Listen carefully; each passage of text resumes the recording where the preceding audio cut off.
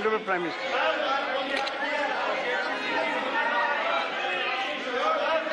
Honorable Prime Minister.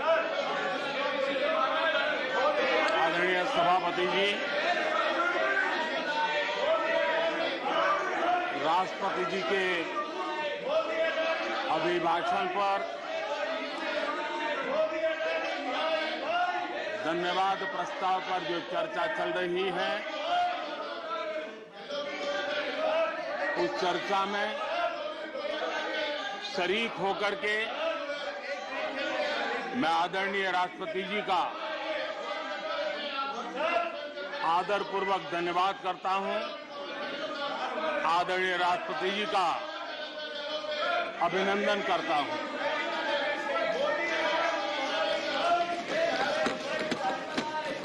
आदरणीय राष्ट्रपति जी दोनों सदनों को संबोधित करते हुए उन्होंने विकसित भारत का एक खाका और विकसित भारत के संकल्प के लिए एक रोड मैप को प्रस्तुत किया है। देश के लिए उनका ये जो कंट्रीब्यूशन है, जो मार्गदर्शन है, उसके लिए Nothing will go on record.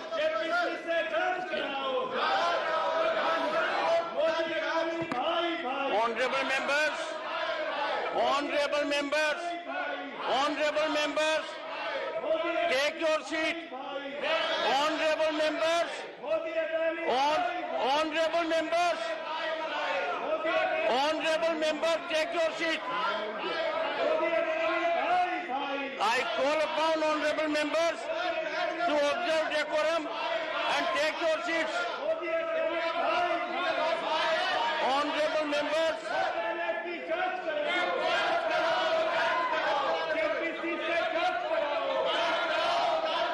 honorable members, take your seats. I will be called upon to name you. I will be called upon to name you. Take your seats. Take your seats. Honorable Prime Minister.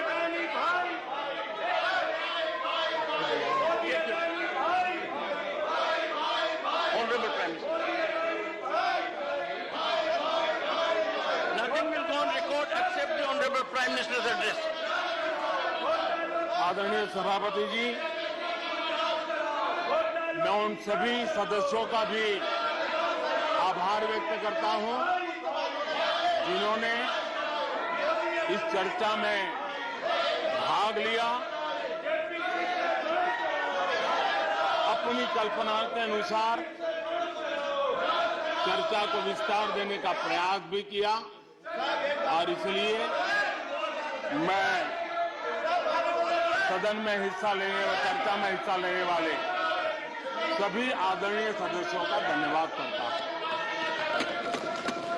आदरणीय सभापति जी, ये सदन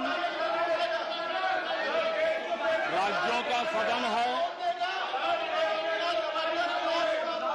बीते दशकों में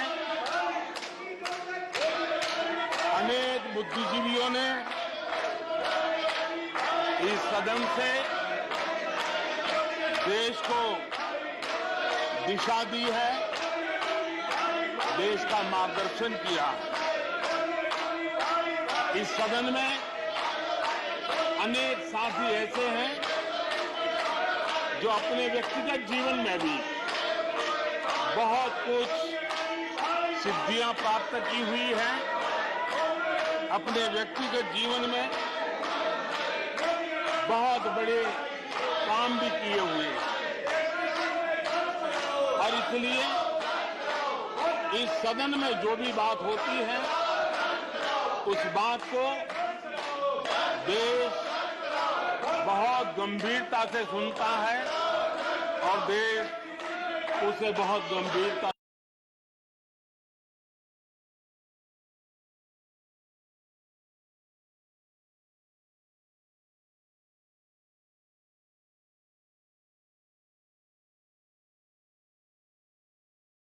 अन्य सदस्यों को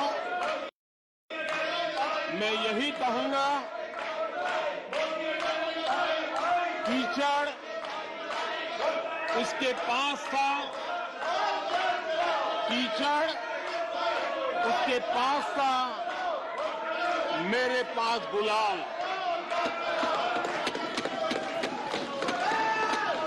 कीचड़ उसके पास था, मेरे पास गुलाल। जो भी जिसके पास था उसने दिया उछाल।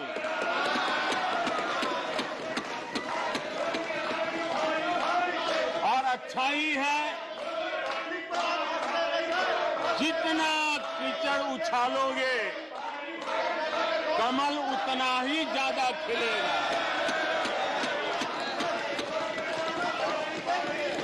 और इसलिए कमल खिलाने में आपका प्रत्यक्ष परोक्ष जो भी योगदान है, इसके लिए मैं उनका भी आभार व्यक्त करता हूं।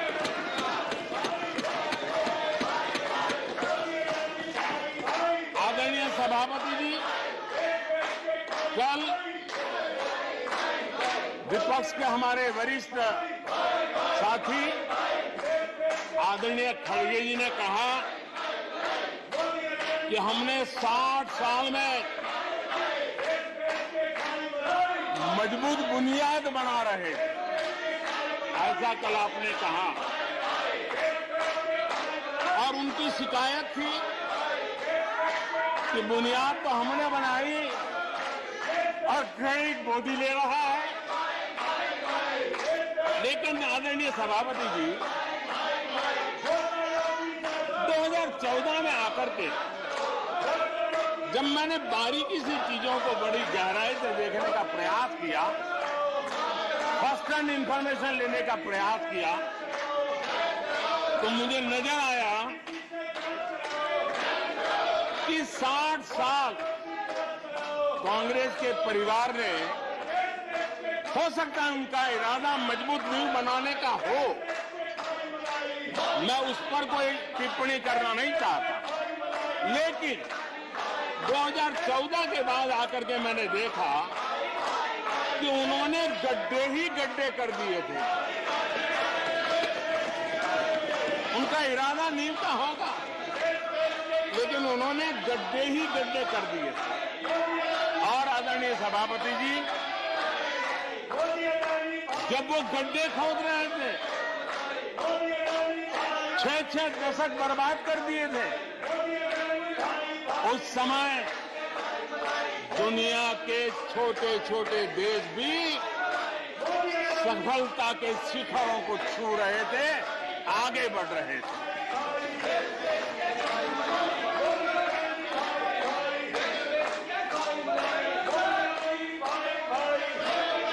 आदरणीय सभापति जी, उनका तो वो साल इतना अच्छा माहौल था कि पंचायत से लेकर के पार्लियामेंट तक उन्हीं की दुनिया चलती थी। इतना देश भी अनेक आशा अपेक्षाओं के साथ आंख बंद करके उनका समर्थन करता था। लेकिन उन्होंने इस प्रकार की कार्यशैली विकसित की, इस प्रकार का कल्चर विकसित किया कि जिसके कारण वे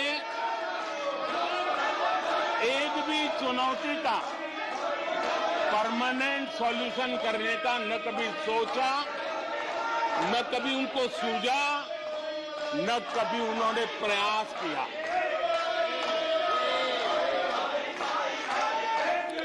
वे बहुत हो हल्ला हो जाता था तो चीजों को छू लेते थे,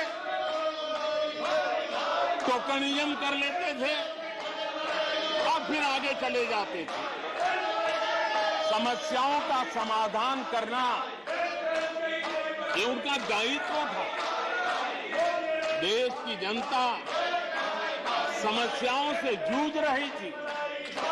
देश की जनता देख रही थी कि समस्या का समाधान कितना बड़ा लाभ कर सकता है, लेकिन उनकी प्रायोरिटीज अलग थी, उनके इरादे अलग थे और उसके कारण किसी भी बात का परमानेंट सॉल्यूशन का प्रयास नहीं किया। आदरणीय सभापति जी, हमारी सरकार की पहचान जो बनी है वो हमारे पुरुषार्थ के कारण बनी है। एक के बाद उठाए गए कदमों के कारण बनी हुई और आज हम परमानेंट सॉल्यूशन की दिशा में आगे बढ़ते रहे हैं। हम एक एक विषय को छू करके भागने वाले लोग नहीं, लेकिन देश की मूलभूत आवश्यकताओं को परमानेंट सॉल्यूशन पर बल देते हुए हम आगे बढ़ रहे हैं।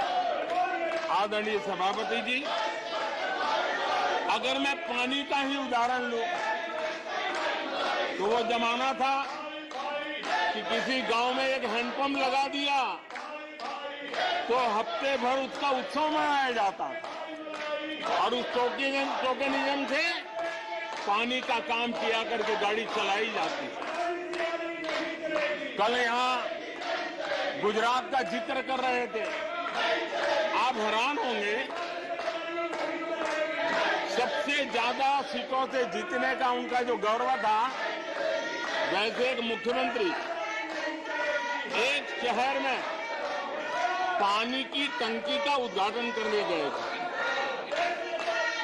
और वो फ्रंट पेज पर हेडलाइन न्यूज था। यानी समस्याओं का टोकनिज्म क्या होता है, कैसे टाला जाता है, ये कल्चर देश ने देखा है। हमने भी पानी की समस्या को सुलझाने के लिए रास्ते अपनाए। हमने जल संरक्षण, जल सिंचन हर पहलू पर ध्यान दिया। हमने कैच द रेन अभियान से जनता को जोड़ा। इतना ही नहीं, आजादी के पहले से अब तक हम सरकार में आने तब तक सिर्फ 3 करोड़ घरों तक नल से जल मिलता था। आदरणीय सभापति जी, पिछले 3-4 साल में आज 11 करोड़ घरों को नल से जल मिल रहा है।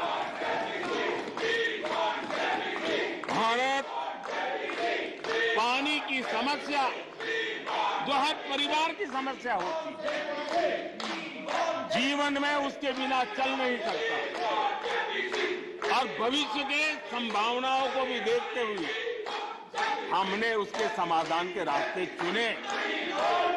आदरणीय सभापति जी, मैं एक और विषय पर भी जाना चाहता हूं। Empowerment of common people. बैंकों का राष्ट्रीयकरण हुआ था, इस बात से हुआ था कि गरीबों को बैंकों का अधिकार मिले, ऐसी बहानेबाजी की गई थी। लेकिन इस बैंक देश के आधे से अधिक लोग बैंक से दरवाजे तक नहीं पहुंच पाए। हमने परमानेंट सॉल्यूशन निकाला और जनधन अकाउंट का अभियान चलाया, बैंकों को मोटिवेट किया, ऑन बोर्ड लिया। पिछले 9 साल में ही 48 करोड़ जनधन बैंक खाते खोले गए। इसमें 32 करोड़ बैंक खाते ग्रामीण और कस्बों में हुए हैं। यानी देश के गांव तक प्रगति की मिसाल को ले जाने का प्रयास हुआ। कल खड़गे जी शिकायत कर रहे थे कि मोदी जी बार बार मेरे चुनावी क्षेत्र में आते हैं। वो कह रहे थे मोदी जी कलबुर्गी आ जाते हैं। मैं जरा खड़गे जी को कहना चाहता हूं, मैं आता हूं उसकी शिकायत करने से पहले ये भी तो देखो कि कर्नाटका में 1,70,00,000 जनधन बैंक अकाउंट खुले हैं। इतना ही नहीं, उन्हीं के इलाके में कलबुर्गी में 8 लाख से ज्यादा जनधन खाते खुले हैं। अब सभापति जी बताइए, इतने बैंक के खाते खुल जाए, इतना एम्पावरमेंट हो जाए, लोग इतने जागरूक हो जाए और किसी का इतने सालों के बाद खाता बंद हो जाए तो उनकी पीड़ा मैं समझ सकता हूं और बार बार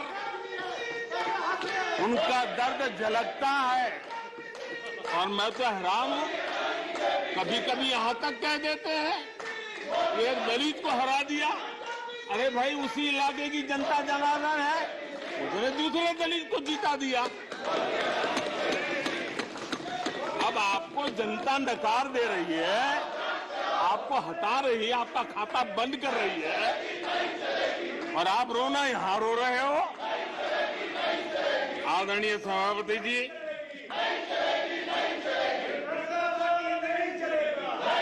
जनधन, आधार, मोबाइल, ये जो त्रिशक्ति है और उसने सीधा डायरेक्ट बेनिफिट ट्रांसफर, उस योजना के तहत पिछले कुछ वर्षों में 27 लाख करोड़ रुपया इस देश के नागरिकों के बैंक खातों में ट्रांसफर किया, हितधारकों के खातों में ट्रांसफर किया है। और मुझे खुशी है कि डायरेक्ट बेनिफिट ट्रांसफर, ये टेक्नोलॉजी का उपयोग करने के कारण इस देश के 2 लाख करोड़ रुपए से ज्यादा पैसे जो किसी इकोसिस्टम के गलत हाथों में जाता था, वो बच गया है। देश की बहुत बड़ी सेवा की है। और मैं जानता हूं, जिस इकोसिस्टम के सागरितों को, चेले चपाटों को जो 2 लाख करोड़ की ऐसी फायदे मिलते रहते थे, उनका चिल्लाना भी बहुत स्वाभाविक है।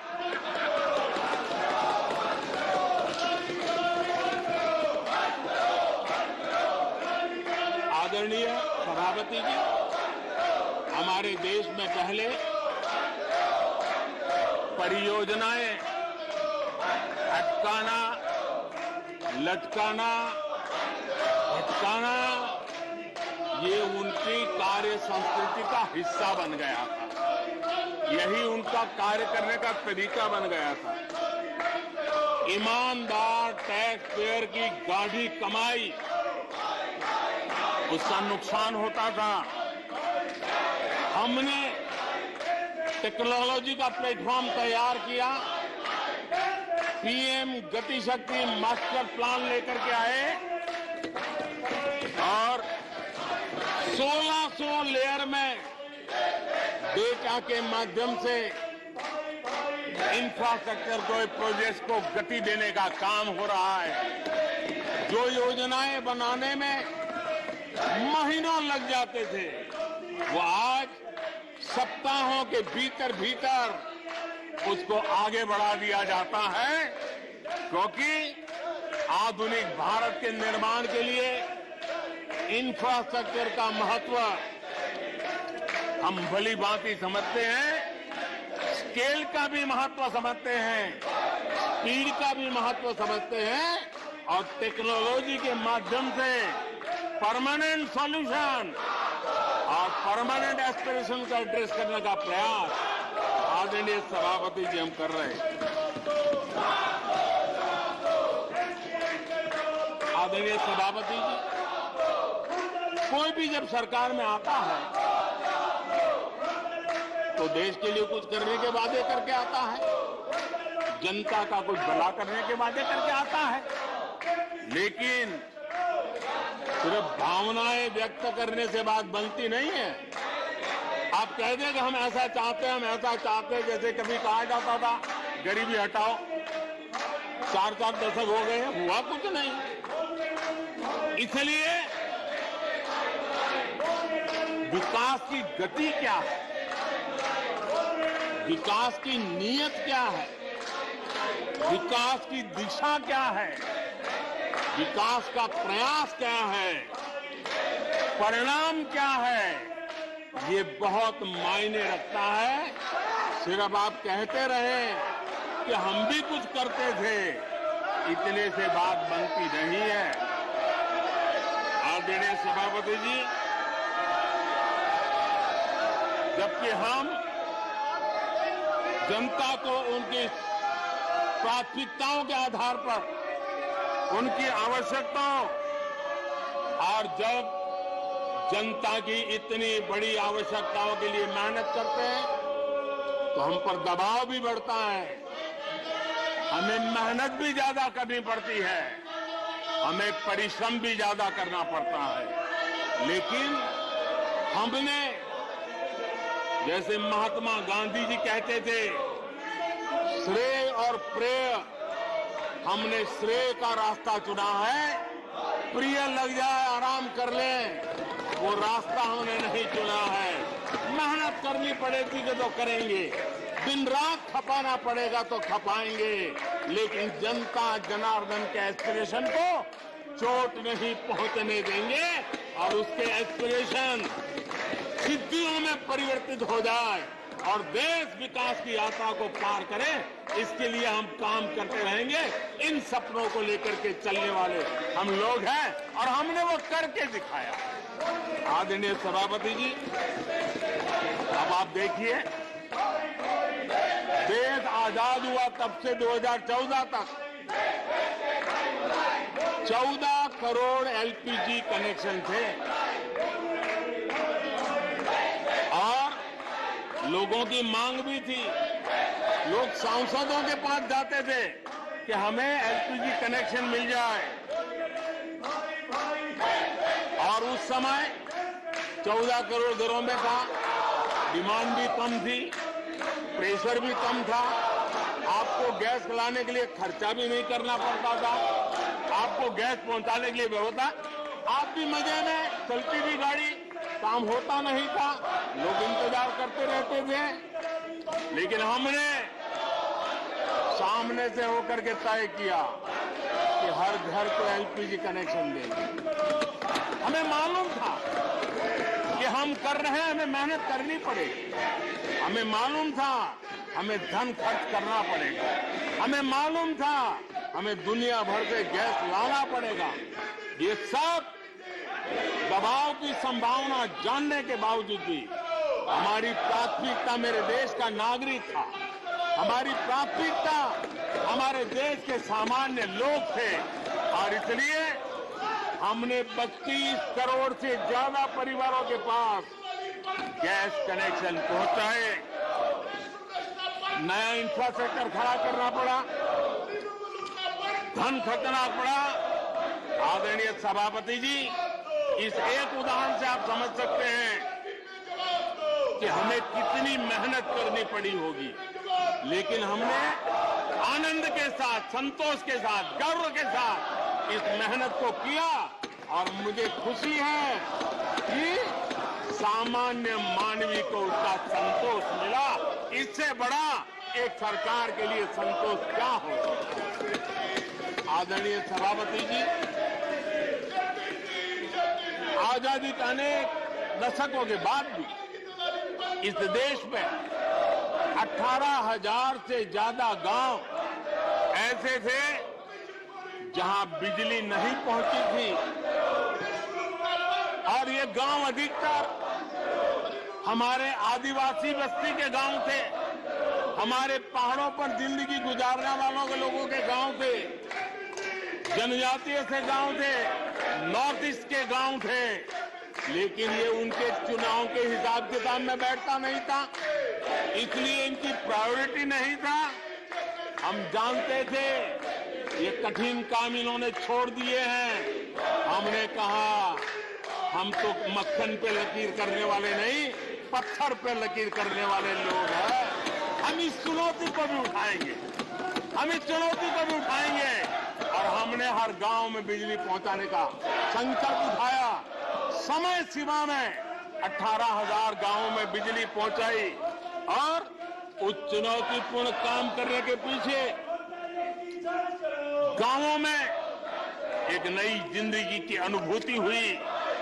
उनका विकास तो हुआ, लेकिन सबसे बड़ी बात हुई, देश की व्यवस्था पर उनका विश्वास बढ़ा। और विश्वास बहुत बड़ी ताकत होती है। जब देश के नागरिकों का विश्वास बनता है, तब वो लाखों करोड़ों गुना एक सामर्थ्य में परिवर्तित हो जाता है। वो विश्वास हमने जीता है, और हमने मेहनत की, हमें मेहनत पड़ी। लेकिन मुझे खुशी है कि उन दूर दराज के गांवों को आजादी के इतने सालों के बाद नई आशा की किरण दिखाई दी, संतोष का भाव प्रकट हुआ, और वो आशीर्वाद आज हमें मिल रहे हैं। आदरणीय सभापति जी, पहले की सरकारों में कुछ घंटे बिजली आती थी, कहने को तो लगता था बिजली आ गई, गांव के बीच में खंभा डाल दिया तो हर साल उसकी संवत्सरी मनाते थे, फलानी तारीख को खंभा डाला गया था, बिजली तो आती नहीं थी। आज बिजली पहुंची इतना ही नहीं, औसत हमारे देश में 22 घंटे बिजली देने के प्रयास में हम सफल हुए। हमें इस काम के लिए नई ट्रांसमिशन लाइनें लगानी पड़ी, हमें नए ऊर्जा उत्पादन के लिए काम करना पड़ा, हमने सौर ऊर्जा की ओर जाना पड़ा, हमें रिन्यूएबल एनर्जी का नए क्षेत्र खोजने पड़े। हमने लोगों को उनके भाग्य पर नहीं छोड़ दिया, राजनीतिक फायदे घाटे की बात नहीं सोची। हमने देश का आने वाली कल उज्जवल बनाने का रास्ता चुना। हमने खुद के लिए दबाव बढ़ाया, लोगों की मांग बढ़ने लगी, दबाव बढ़ने लगा। हमने मेहनत वाला रास्ता चुना, और इसके नतीजे आज देश देख रहा है। देश ऊर्जा के क्षेत्र में प्रगति की ऊंचाइयों को प्राप्त कर रहा है। आदरणीय सभापति जी,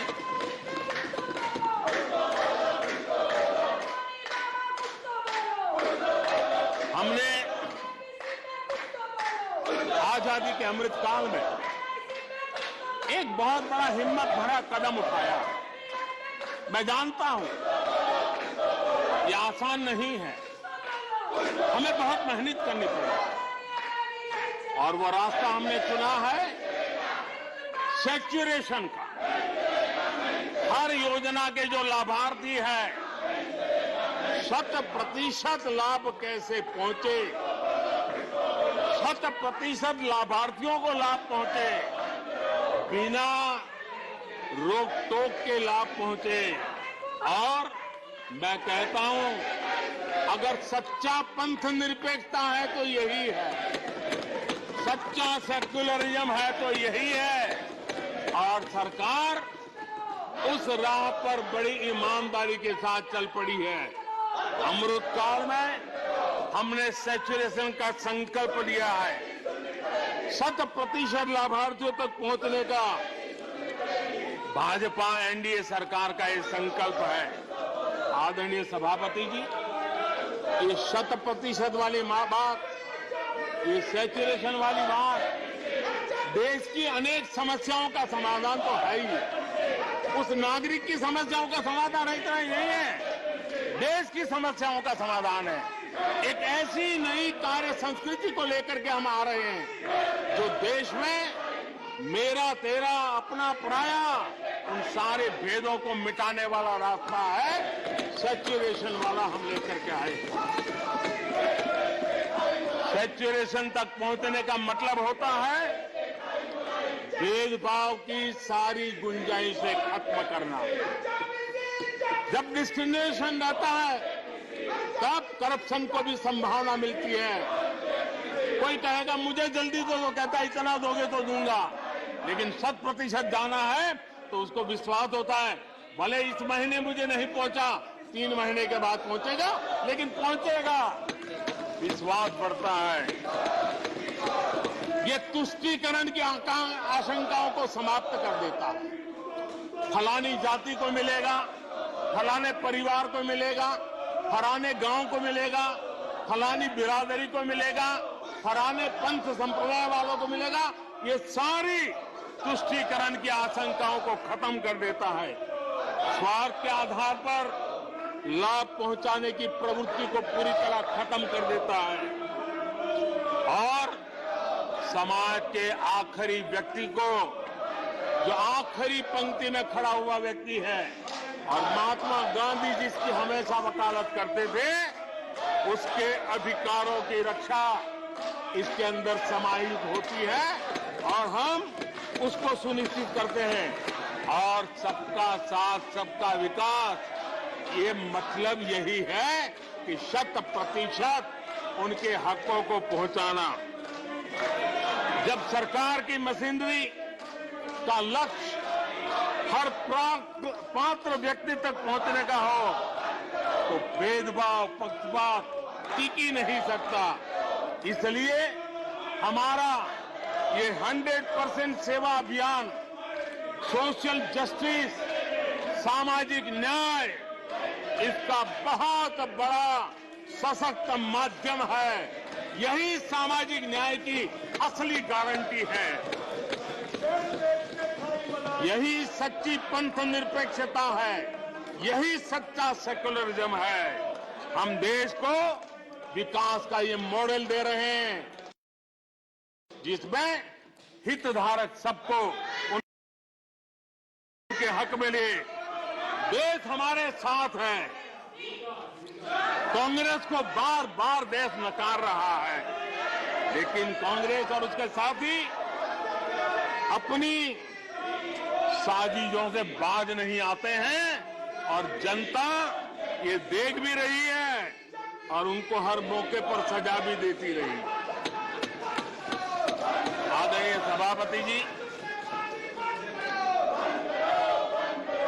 हमारे देश की आजादी में 1857 से लेकर के स्वतंत्र संग्राम का कोई भी दशक उठा लीजिए, हिंदुस्तान का कोई भी भूभाग उठा लीजिए, मेरे देश की आजादी की लड़ाई में मेरे देश के आदिवासियों का योगदान स्वर्णिम पृष्ठ से भरा पड़ा हुआ है। गर्व होता है देश को कि मेरे आदिवासी भाइयों ने आजादी के महात्म्य को समझा था, लेकिन दशकों तक मेरे आदिवासी भाई विकास से वंचित रहे और विश्वास का सेतु तो कभी बन ही नहीं पाया। आशंकाओं से भरी हुई व्यवस्था बनी और उन नौजवानों के मन में बार बार सरकारों के लिए सवाल उठते चले गए, लेकिन उन्होंने सही नियत से काम किया होता, नेक नियत से काम किया होता, आदिवासियों के कल्याण के प्रति समर्पण भाव से काम किया होता, तो आज 21वीं सदी के तीसरे दशक में मुझे इतनी मेहनत नहीं करनी पड़ती, लेकिन उन्होंने नहीं किया। अटल बिहारी वाजपेयी की सरकार थी, पहली बार इस देश में आदिवासियों के विकास के लिए अलग मंत्रालय बना, पहली बार आदिवासियों के कल्याण के लिए, भलाई के लिए, विकास के लिए अलग बजट की व्यवस्था हुई। आदरणीय सभापति जी, हमने 110 जिलों को आकांक्षी जिलों के रूप में आइडेंटिफाई किया, जो विकास में पीछे रह गए, सामाजिक न्याय जैसे महत्व का है, एवं भौगोलिक रूप से भी जो पीछे रह गए हैं उनको न्याय दिलाना उतना ही आवश्यक होता है। और इसलिए हमने 110 आकांक्षी जिले और 110 में आधे से अधिक वो इलाके हैं जहां बहुल जनसंख्या जनजातीय है, मेरे आदिवासी भाई बहन रहते हैं। 3 करोड़ से ज्यादा आदिवासी भाइयों को इसका सीधा लाभ मिला है, उनके जीवन में बदलाव आया है। इन क्षेत्रों में शिक्षा, स्वास्थ्य, इंफ्रास्ट्रक्चर, इसमें अभूतपूर्व सुधार हुआ है, क्योंकि हमने 110 जिलों पर विशेष फोकस किया है, उनका रेगुलर मॉनिटरिंग कर रहे हैं। यहां पर हमारे कुछ माननीय सदस्यों ने ट्राइबल सब प्लान की बात का जिक्र किया था। मैं ऐसे साथियों का अनुरोध करता हूं कि जरा समय निकाल करके किसी पढ़े लिखे व्यक्ति की मदद लेकर के बैठिए, जो बजट को अध्ययन कर सकता है, थोड़ा समझा सकता है, और आप देखेंगे तो पता चलेगा कि बजट में शेड्यूल्ड ट्राइब कंपोनेंट फंड्स, इसके तहत 2014 के पहले की तुलना में 5 गुना अधिक वृद्धि हुई है।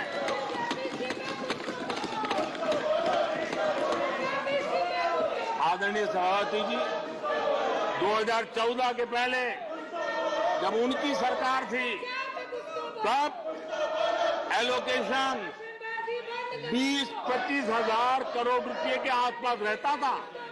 बहुत पुरानी बात नहीं है, सिर्फ 20-25 हजार करोड़ रुपए। आज यहां आकर के गीत गा रहे हैं।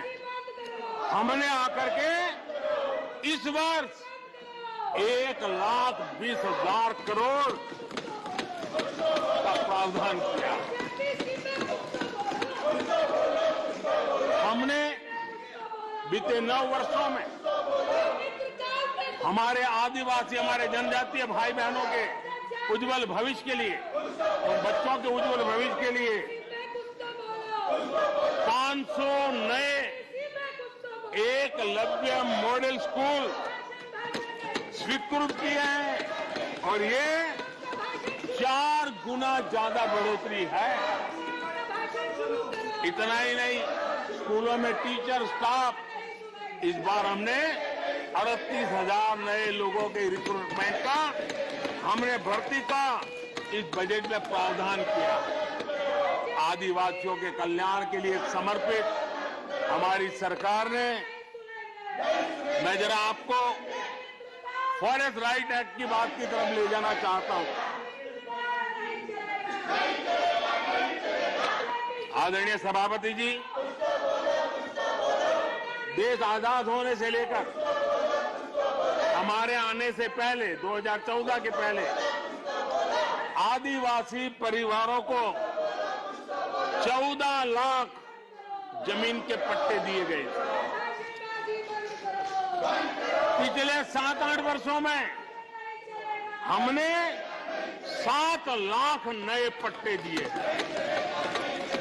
यह अभूतपूर्व काम हुआ है। हमारे आने से पहले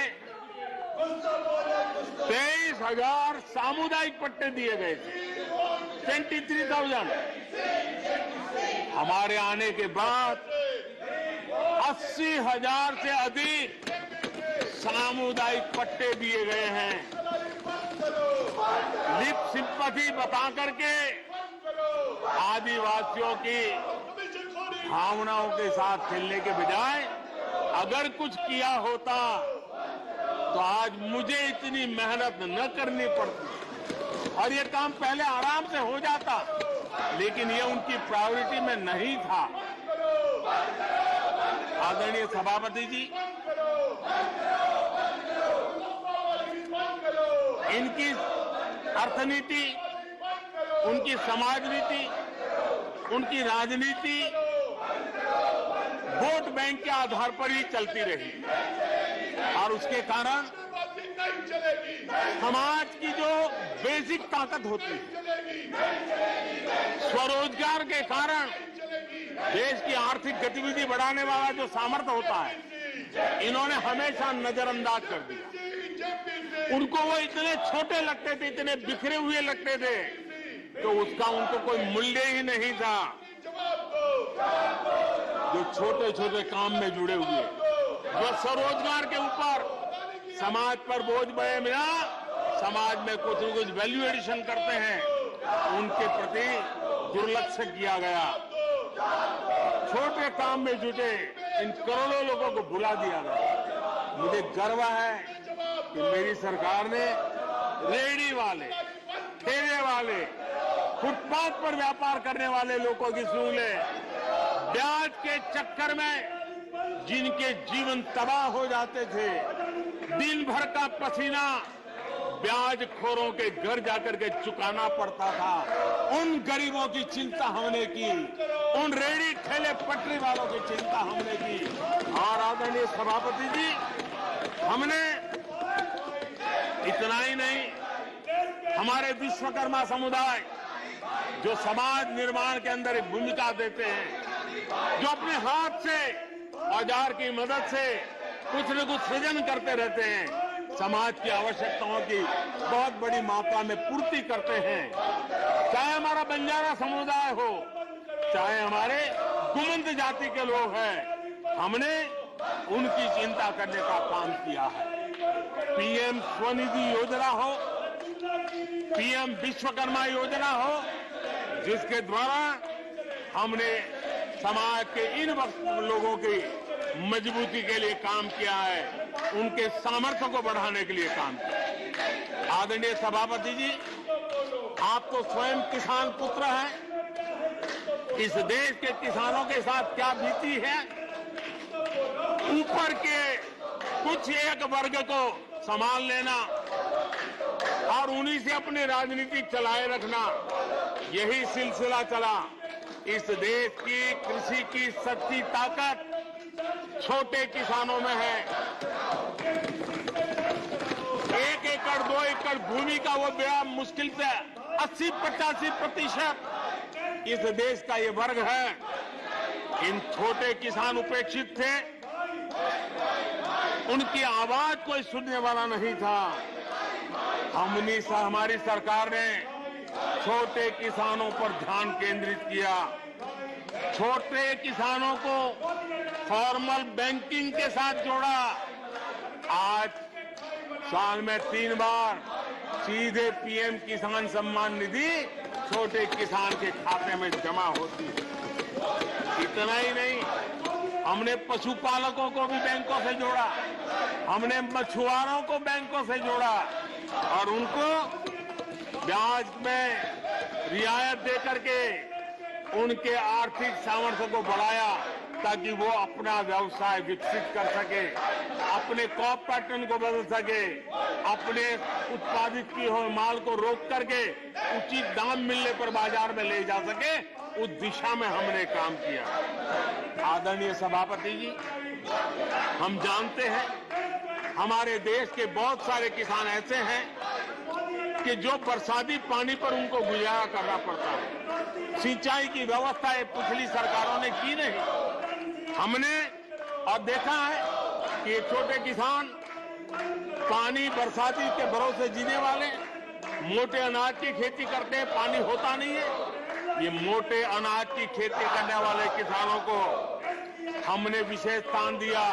हमने यूएन को लिखा कि मिलेट ईयर मनाइए, दुनिया में भारत के मोटे अनाज की एक ब्रांडिंग बने, मार्केटिंग बने और उसके सुविचारित रूप से अब उस मोटे अनाज को श्री अन्न के रूप में, जैसे श्रीफल का महात्मा है, वैसे ही श्री अन्न का महात्मय बने और छोटे किसान जो पैदावार करते हैं उनको उचित दाम मिले, ग्लोबल मार्केट मिले, देश में क्रॉप पैटर्न में परिवर्तन आए। और इतना ही नहीं, ये मिलेट सुपरफूड है, पोषण के लिए बहुत बड़ी ताकत है। हमारे देश के नई पीढ़ी को पोषण की समस्या के समाधान में भी ये काम आए, जो मेरे छोटे किसान को भी मजबूत करेगा। हमने फर्टिलाइजर में भी अनेक नए विकल्प डेवलप किए हैं, उसका भी लाभ मिल रहा है। आदरणीय सभापति जी,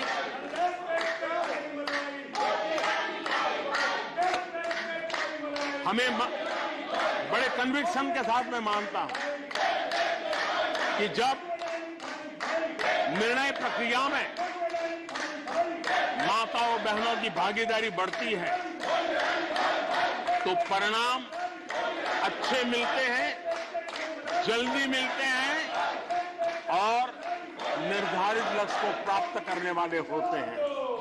और इसलिए माता बहनों की भागीदारी बढ़े, वे निर्णय प्रक्रिया में हमारे साथ जुड़े, उस दिशा में महिला सशक्तिकरण को लेकर के, महिलाओं के नेतृत्व के विकास के लिए हमारी सरकार ने प्राथमिकता दी है। सदन में हमारे एक माननीय सदस्य ने कहा कि महिलाओं को टॉयलेट देने से क्या महिलाओं का विकास हो जाएगा? हो सकता है उनका ध्यान सिर्फ टॉयलेट पे गया हो, वो उनकी कठिनाई होगी, लेकिन मैं जरा बताना चाहता हूं, मुझे इस बात का गर्व है और मैं गर्व अनुभव करता हूं क्योंकि मैं राज्य में रह करके आया हूं, मेरे गांव में जिंदगी गुजार के आया हूं। मुझे गर्व है कि 11 करोड़ शौचालय बना करके मैंने मेरी माताओं बहनों को इज्जत कर दिया है। मुझे इस बात का गर्व है। हमारी माताओं बहनों, हमारी बेटियों के जीवन चक्र की तरफ जरा नजर करें। हमारी सरकार माताओं बहनों के सशक्तिकरण के लिए कितनी संवेदनशील है, उसकी तरफ मैं जरा ध्यान आकर्षित करना चाहता हूं। और जिनको सिर्फ टॉयलेट पे ही सोच अटक गई थी, वो जरा कान खुल करके सुने, ताकि आगे चलकर ये बताने में उनको सुविधा होगी। गर्भावस्था के दौरान शिशु को पौष्टिक खाना मिले, इसके लिए हमने मातृ वंदना योजना चलाई और इसके लिए प्रेगनेंसी के समय महिला के बैंक खाते में सीधा पैसा जाए, ताकि उसको पोषण से उसके गर्भ में जो बच्चा है उसके स्वास्थ्य को भी लाभ हो। हमारे यहाँ माता मृत्यु दर, शिशु मृत्यु दर, इस गंभीर समस्या से मुक्ति का एक उपाय इंस्टीट्यूशनल डिलीवरी। हमारे गरीब से गरीब मां की इंस्टीट्यूशनल डिलीवरी हो, शिशु का जन्म अस्पताल में हो, इसके लिए हमने धन भी खर्च करना तय किया और व्यापक अभियान भी चलाया और उसके सुफल दिखाई भी दे रहे हैं। हम जानते हैं किसी न किसी मानसिक विकृति के कारण बेटियों को मां के कोख में ही मारने की प्रवृत्ति बढ़ गई थी। ये समाज के लिए कलंक था। हमने बेटी बचाओ अभियान चलाया और आज मुझे खुशी है कि बेटे जन्म लेते हैं, उसकी तुलना में बेटियों की संख्या बढ़ रही है। ये हमारे लिए संतोष का विषय है। हमने बेटियों की रक्षा का काम किया है। बेटी जब बड़ी होकर स्कूल जाए और शौचालय के अभाव में 5वीं 6वीं कक्षा में आते आते स्कूल छोड़ दे, हमने उस चिंता को भी किया और स्कूलों में बच्चियों के लिए अलग टॉयलेट बनाए ताकि मेरी बच्चियों को स्कूल छोड़ना न पड़े। ये हमने चिंता की। बेटी की शिक्षा जारी रहे और इसलिए हमने सुकन्या समृद्धि योजना, जिसमें अधिक ब्याज दे करके बेटियों को सुरक्षित शिक्षा की व्यवस्था का प्रबंध किया ताकि परिवार भी उनको प्रोत्साहन दे। बेटी बड़ी होकर अपना काम करने के लिए बिना गारंटी मुद्रा योजना से लोन ले सके, अपने पैरों पे खड़ी हो सके। और मुझे खुशी है कि मुद्रा योजना के लाभार्थियों में 70% हमारी माताएं बेटियां हैं। हमने ये काम किया है। मां बनने के बाद भी नौकरी जारी रख सके, इसके लिए मातृत्व अवकाश में हमने वृद्धि की है, वो डेवलप कंट्रियों से भी कभी कभी ज्यादा है। ये काम हमने किया है। बेटियों के लिए हमने सैनिक स्कूल खोल दिए हैं। आदरणीय सभापति जी, आप तो स्वयं सैनिक स्कूल के विद्यार्थी रहे हैं। बेटियों को वहां एंट्री नहीं थी, वो काम भी हमने कर दिया। आज सैनिक स्कूलों में मेरी बेटियां पढ़ रही हैं। इतना ही नहीं, हमारी बेटियां अबला नहीं सबला है। वो सेना में जाना चाहती है, अफसर बनना चाहती है। हमने हमारी बेटियों को सेना के दरवाजे भी खोल दिए हैं। और आज गर्व होता है सियाचिन में मेरे देश की कोई बेटी मां भारती की रक्षा करने के लिए तैनात होती है। बेटी को गांव में कमाई के अवसर मिले और इसके लिए हमने विमेन सेल्फ हेल्प ग्रुप, उसको एक नई ताकत दी, वैल्यू एडिशन किया और बैंकों से मिलने वाली उनकी रकम में बहुत बड़ा इजाफा किया। और इसलिए वो भी हमने उनकी प्रगति के लिए हमारी माताओं, बेटियों को, बहनों को लकड़ी के धुएं से जिंदगी में मुसीबतें झेलनी न पड़े, इसलिए हमने उज्ज्वला योजना से गैस का कनेक्शन दिया। हमारी माताओं, बहनों को, बेटियों को पीने का पानी के लिए जूझना न पड़े, 2-2, 4-4 किलोमीटर तक जाना न पड़े। हमने नल से घर तक पानी पहुंचाने का अभियान चलाया ताकि मेरी माताओं, बेटों को, बेटियों को, बहनों को, बेटियों को अंधेरे में गुजारा न करना पड़े। इसलिए हमने सौभाग्य योजना से ऐसे गरीब परिवारों तक बिजली पहुंचाई। बेटी, मां, बहन कितनी ही गंभीर बीमारी हो लेकिन कभी बताती नहीं है। उसको चिंता रहती है कि कहीं बच्चों पे कर्ज हो जाएगा, परिवार पर बोझ हो जाएगा। वो पीड़ा सहती है, लेकिन अपने बच्चों को अपनी बीमारी के विषय में नहीं बताती है। उन माताओं, बहनों को आयुष्मान कार्ड दे करके अस्पताल में बड़ी से बड़ी बीमारी से मुक्ति का रास्ता हमने खोल दिया है। आदरणीय सभापति जी, बेटी का संपत्ति पर अधिकार हो, इसलिए हमने सरकार की तरफ से जो आवाज देते हैं उसमें बेटी के राइट को निश्चित किया, उसके नाम पर प्रॉपर्टी करने का काम किया। हमने महिला सशक्तिकरण के लिए हमारी माताओं, बहनों को जो भी छोटी मोटी बचत कर लें, मुसीबत झेल करके बचत करना माताओं, बहनों का स्वभाव होता है और वो घर में अनाज के डिब्बे में पैसे रख करके गुजारा करती है।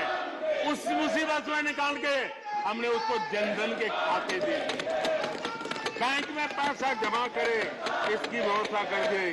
और आदरणीय सभापति जी, इस बजट सत्र के लिए तो गर्व की बात है कि बजट सत्र का प्रारंभ महिला राष्ट्रपति के द्वारा होता है और बजट सत्र का विधिवत प्रारंभ महिला वित्त मंत्री के अवसर पर होता है।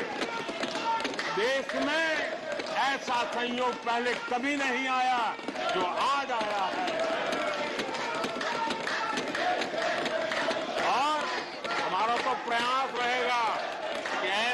शुभ अवसर आगे भी देखने को मिले।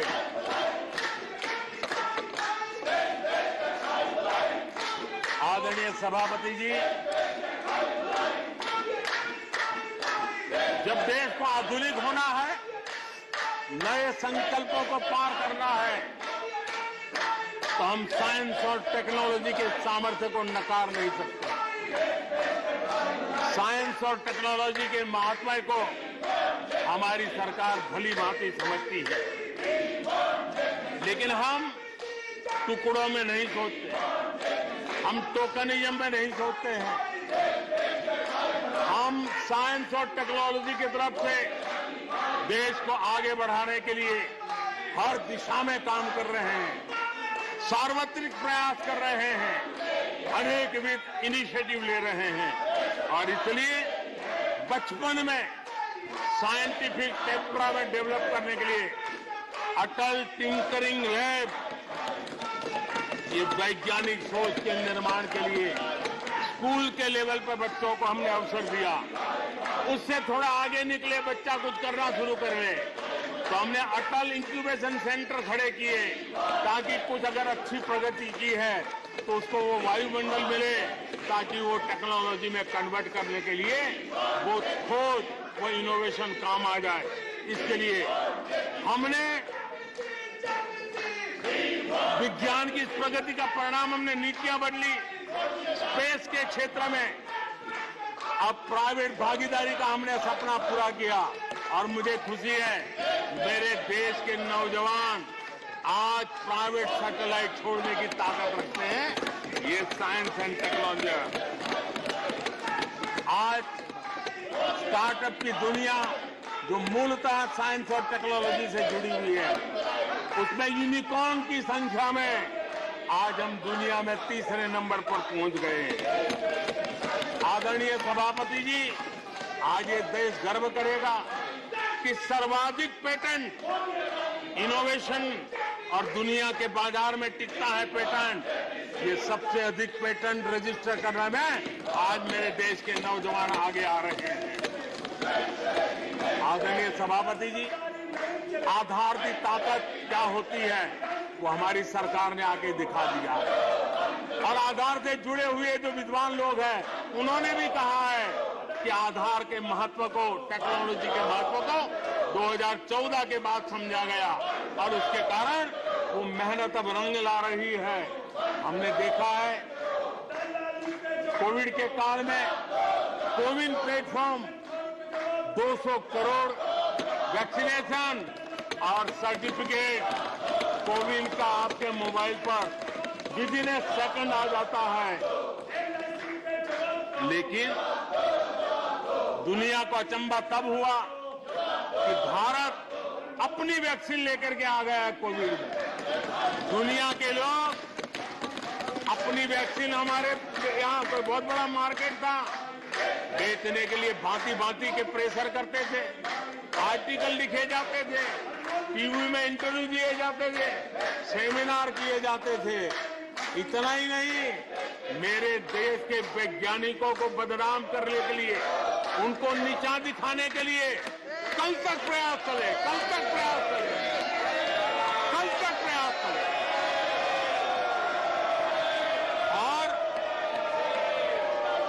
मेरे ही देश के वैज्ञानिकों ने आज दुनिया में जिसको स्वीकृति मिली है ऐसी वैक्सीन से, मेरे देशवासियों का ही नहीं 150 देशों के लोगों की आवश्यकताओं को पूरी किया जाता है। ये विज्ञान के विरोधी लोग, ये टेक्नोलॉजी के विरोधी लोग,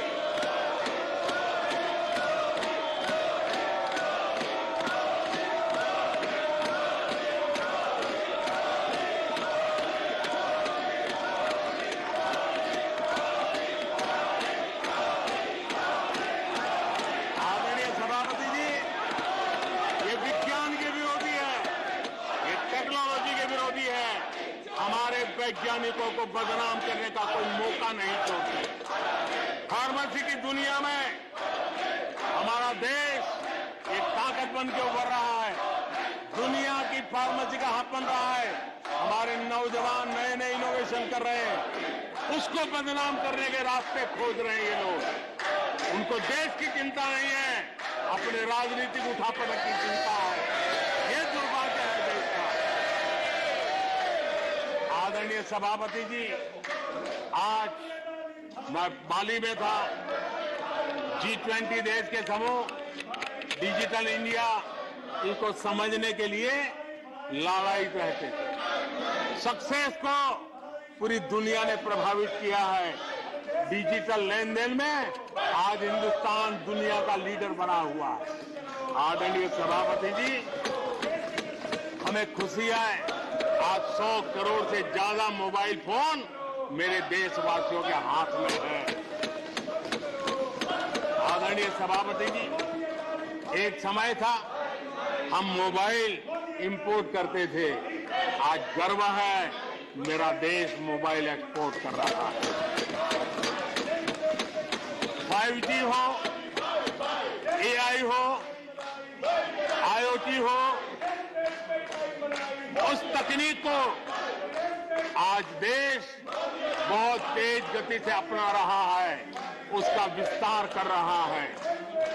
ड्रोन, इसका इस्तेमाल सामान्य जीवन में हो, सामान्य नागरिक की भलाई हो।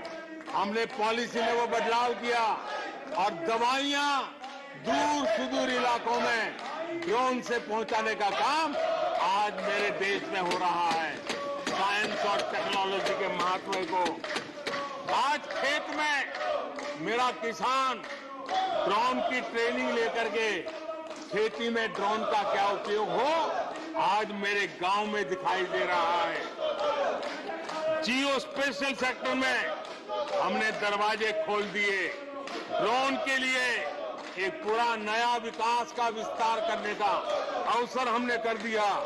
आज देश में यूएन जैसे लोग चर्चा करते हैं कि दुनिया में लोगों के पास अपने पास जमीन के घर के मालिकाना हक नहीं है। यूएन की चिंता है दुनिया। भारत ने ड्रोन की मदद से, स्वामित्व योजना से गांव में, घरों में उसका नक्शा और मालिकी हक देने का काम किया है। उसको कोर्ट कचहरी के चक्करों से और कभी घर बंद हो, कोई आकर के कब्जा कर न ले, सुरक्षा का एहसास दिया है। हमने टेक्नोलॉजी का भरपूर प्रयास कॉमन मैन के लिए करने की दिशा में सफलता पाई है। आज देश टेक्नोलॉजी के क्षेत्र में आधुनिक विकसित भारत के सपने में उसका महत्व हम समझते हैं और इसलिए ह्यूमन रिसोर्स डेवलपमेंट, इनोवेशन, इसका महत्व बहुत है। और इसलिए दुनिया की एकमात्र फॉरेंसिक साइंस यूनिवर्सिटी हमारे देश में है। हमने गति शक्ति यूनिवर्सिटी बना करके इंफ्रास्ट्रक्चर की दुनिया में एक नई पहल की है। हमने एनर्जी यूनिवर्सिटी बना करके आज देश रिन्यूएबल एनर्जी के क्षेत्र में एक नया जंप लगाए। अभी से हमारे नौजवान तैयार हो, उस दिशा में हम कर रहे हैं। हमारे देश में टेक्नोक्रेट के तरफ, इंजीनियर्स के तरफ, साइंस के तरफ नफरत करने में कांग्रेस ने अपने शासनकाल में कोई कमी नहीं रखी है और साइंस और टेक्नोलॉजी को सम्मान देने में हमारे कार्यकाल में कोई कमी नहीं रखी है। ये हमारा रास्ता है।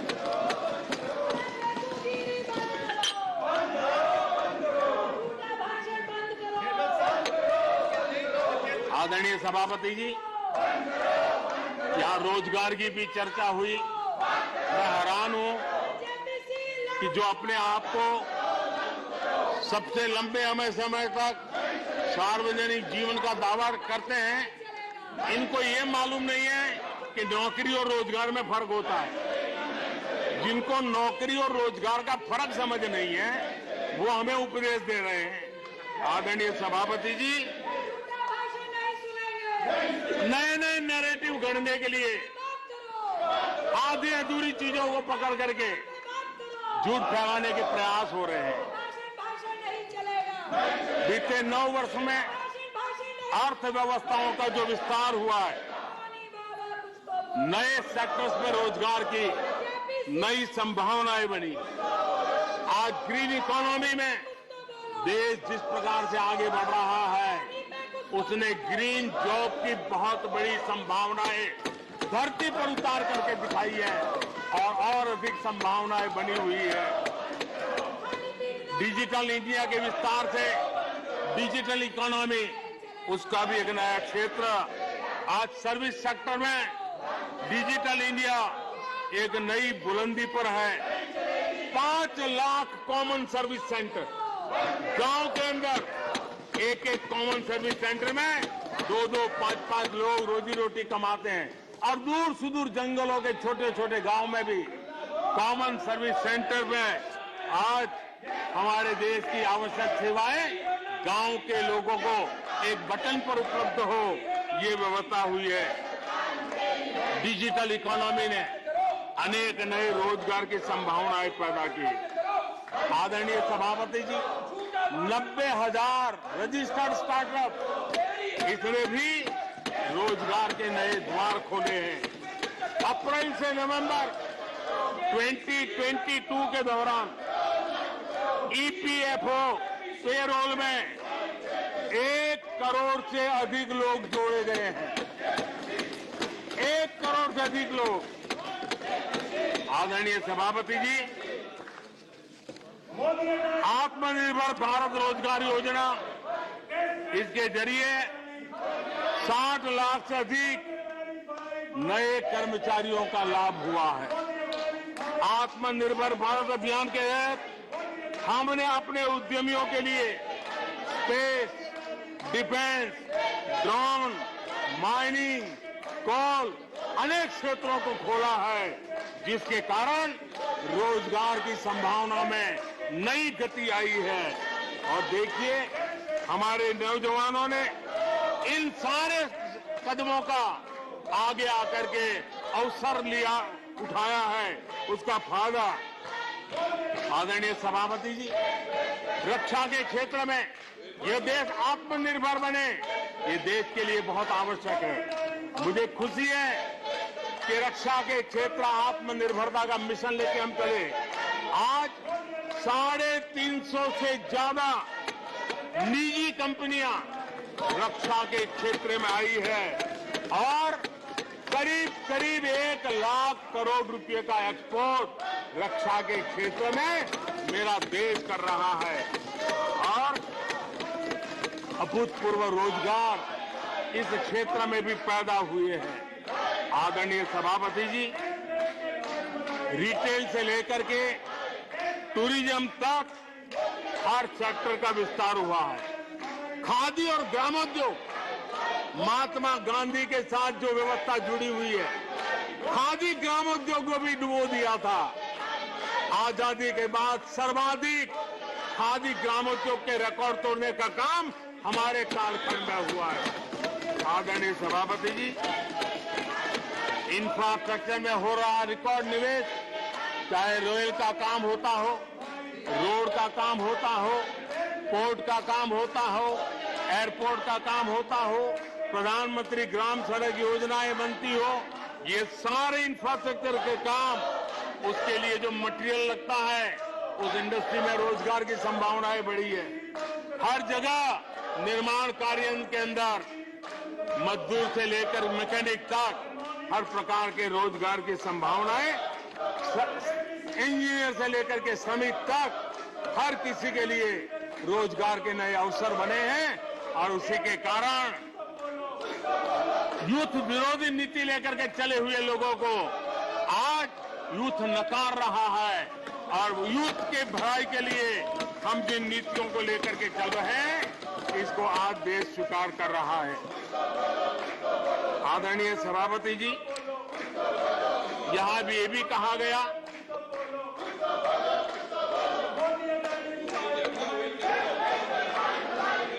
आदरणीय सभापति जी,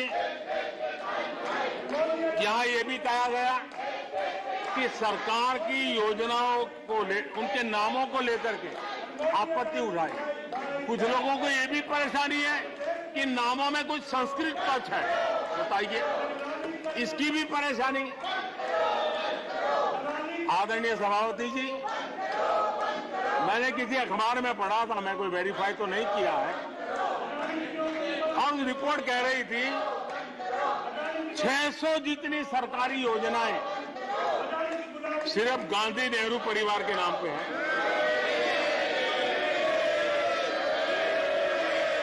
आदरणीय सभापति जी, किसी कार्यक्रम में अगर नेहरू जी के नाम का उल्लेख नहीं हुआ तो कुछ लोगों के बाल खड़े हो जाते हैं, उनका लहू एकदम गर्म हो जाता कि नेहरू जी का नाम क्यों नहीं दिया। आदरणीय सभापति जी, मैं बहुत आश्चर्य होता है कि चलो भाई, हमसे कभी छूट जाता होगा नेहरू जी का नाम, और छूट जाता होता होगा हम ठीक भी कर लेंगे क्योंकि वो देश के पहले प्रधानमंत्री थे। लेकिन मुझे ये समझ नहीं आता है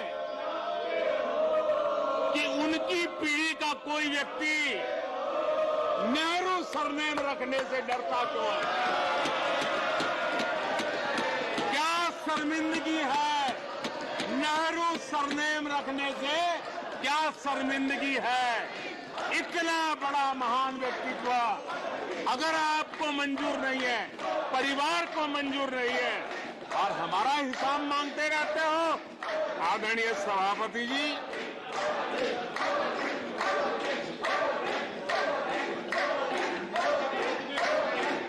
कुछ लोगों को समझना होगा, ये सदियों पुराना देश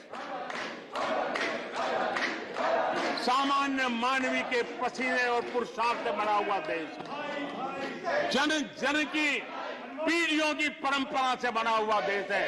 ये देश किसी परिवार की जागीर नहीं है।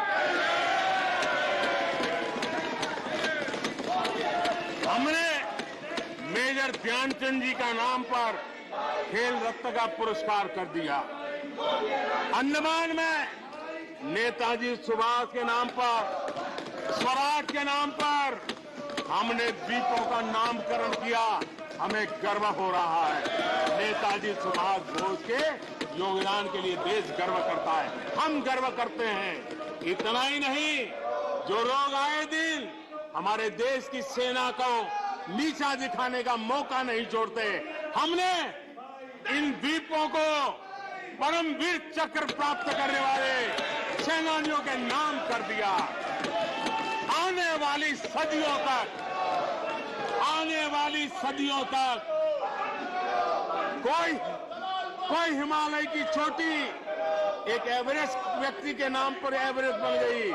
मेरे द्वीप समूह मेरे परमवीर चक्र विजेता मेरे देश के सेनानियों के नाम कर दिया।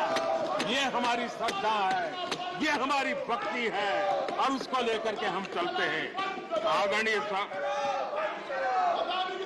और इससे आपको तकलीफ है और तकलीफ व्यक्त भी हो रही है। हर एक की तकलीफ व्यक्त करने के रास्ते अलग होंगे। हमारा रास्ता है सकारात्मक। कभी कभी, अब ये सदन है, एक प्रकार से राज्यों का महात्मा है, हम पर ऐसे भी आरोप लगाए जाते हैं कि हम राज्यों को परेशान करते हैं। आदरणीय सभापति जी, मैं लंबे अरसे तक राज्य का मुख्यमंत्री रह करके आया। फेडरलिज्म का क्या महत्व होता है वो भली बातें समझता है, उसको जी करके आया हूं, और इसलिए हमने कोऑपरेटिव कॉम्पिटिटिव फेडरलिज्म पर बल दिया है। आओ हम पर्दा करें, हम आगे बढ़े, हम सहयोग करें, हम आगे बढ़े, उस दिशा में हम चले हैं। हमने हमारी नीतियों में नेशनल प्रोग्रेस का भी ध्यान रखा है और रीजनल एस्पिरेशन को भी एड्रेस किया है। National progress and regional aspiration, इसका परफेक्ट कॉम्बिनेशन हमारी नीतियों में दिखा है, क्योंकि हम सब मिलकर के 2047 तक एक विकसित भारत का सपना पूरा करने के लिए चल पड़े हैं। लेकिन जो लोग आज विपक्ष में बैठे हैं, उन्होंने तो राज्यों के अधिकारों की धज्जियां उड़ा दी। जरा मैं कच्चा चिट्ठा आज खोलना चाहता हूं।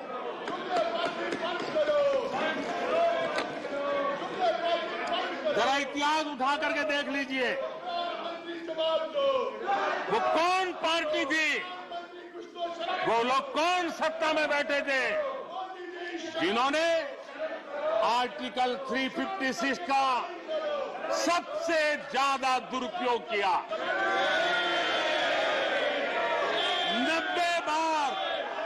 90 बार चुनी हुई सरकारों को गिरा दिया। कौन है वो? कौन है जिन्होंने किया? कौन है जिन्होंने किया? कौन है जिन्होंने किया? इतना ही नहीं सभापति जी, एक प्रधानमंत्री ने आर्टिकल 356 का 50 बार उपयोग किया, आधी सेंचुरी कर दी। वो नाम है श्रीमती इंदिरा गांधी का। 50 बार सरकारों को गिरा दिया। केरल में आज जो लोग इनके साथ खड़े हैं, जरा याद कर लीजिए, थोड़ा बार माइक लगा दीजिए। केरल में वामपंथी सरकार चुनी गई, जिसे पंडित नेहरू पसंद नहीं करते थे। कुछ ही कालखंड के अंदर चुनी हुई पहली सरकार को गिराते थे। आज आप वहां खड़े हैं, आपके साथ क्या हुआ था जरा याद कीजिए। आदरणीय सभापति जी, जरा डीएमके के मित्रों को भी बताता हूं, तमिलनाडु में एमजीआर और करुणानिधि जैसे दिग्गजों की सरकारें, उन सरकारों को भी इन्हीं कांग्रेस वालों ने बर्खास्त कर दिया।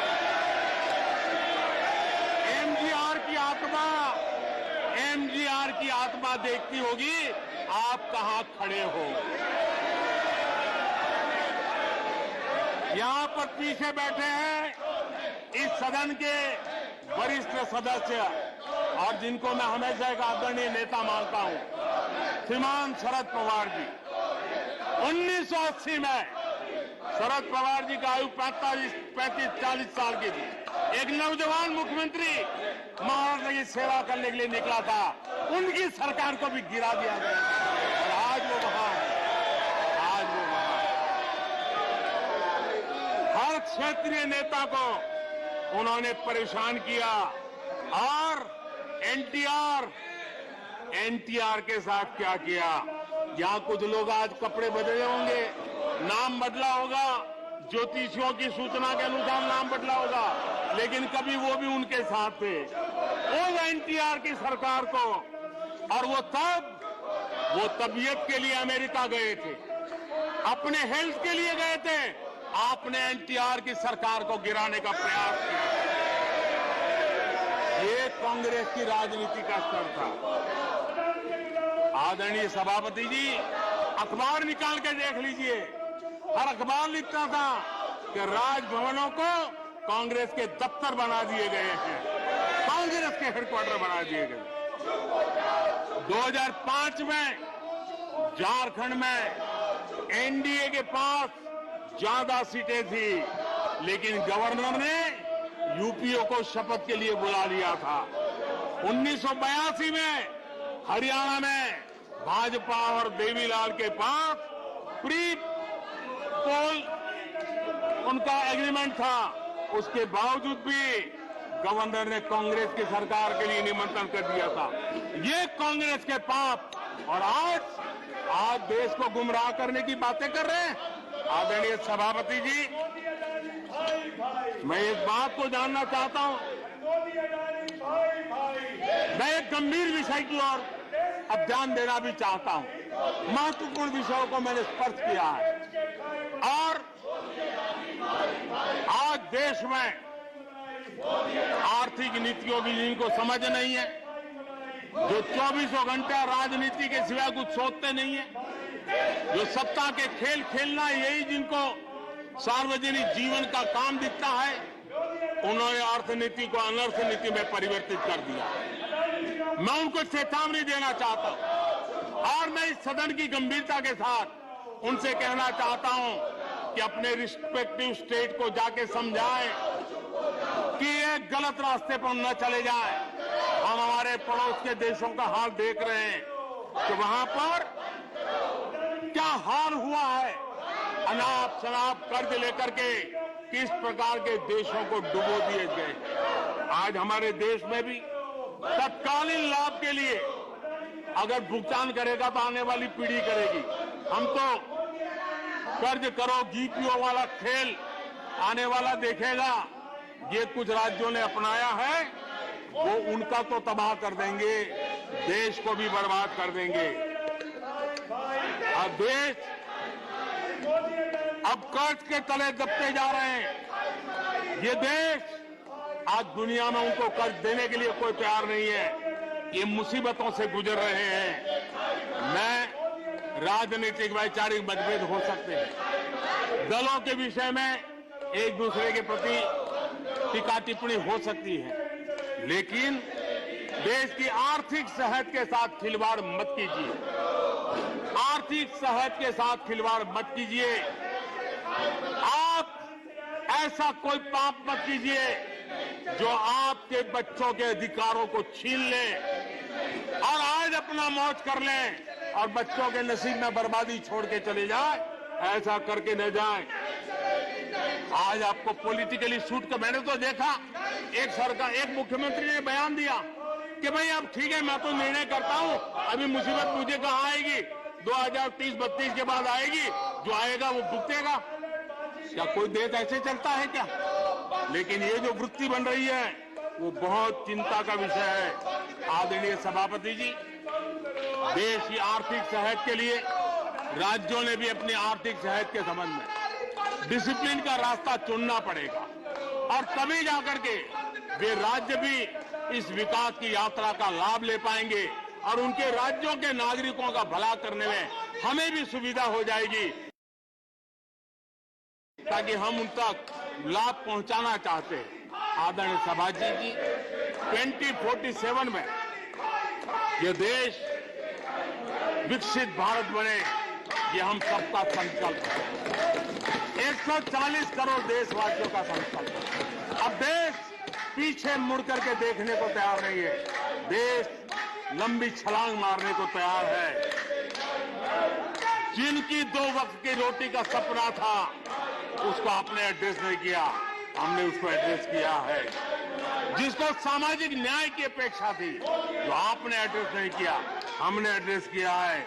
जिन अवसरों को तलाशता था उन अवसरों को उपलब्ध कराने के लिए हमने अनेक कदम उठाए हैं और आजाद भारत का जो सपना है उन सपने को पूरा करने के लिए हम संकल्पबद्ध होकर के चले।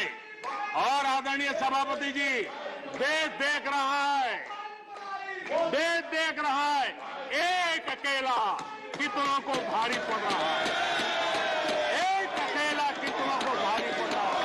अरे नारे बोलने के लिए भी उनको बदल करना पड़ता है। जो भी ये बोलता है घंटे फर्क से आवाज की जवाब देना।